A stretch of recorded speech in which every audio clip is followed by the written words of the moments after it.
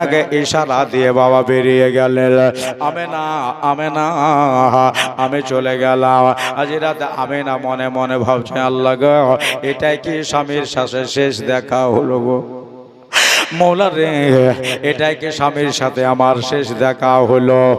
মনে হচ্ছে কোন দেশে যে স্বামী আমার পালিয়ে গেল।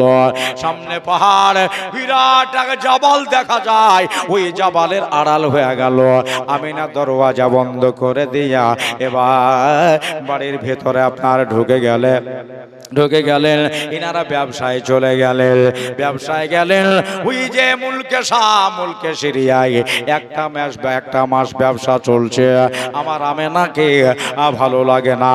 এই তো একদিন দুদিন, এই তো 3 দিন 4 দিন করে আপনার মোটামুটি 10 দিন 12 দিন হয়ে গেল। আমেনা স্বামীকে দেখতে বড় ইচ্ছা হয়।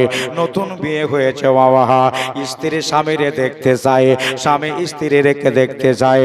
আমার মৌলা তাদের ভেতরে একটা মোহব্বতের যে তাগাজা ভরে দিয়েছে।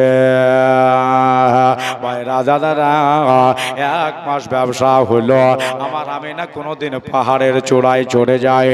আমার স্বামী এই তো আসছে, আমার স্বামী এই তো বোধহয় আসছে।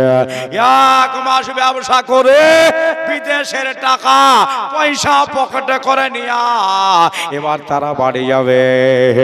আমার আব্দুল্লাহর আনন্দের সীমা নাই।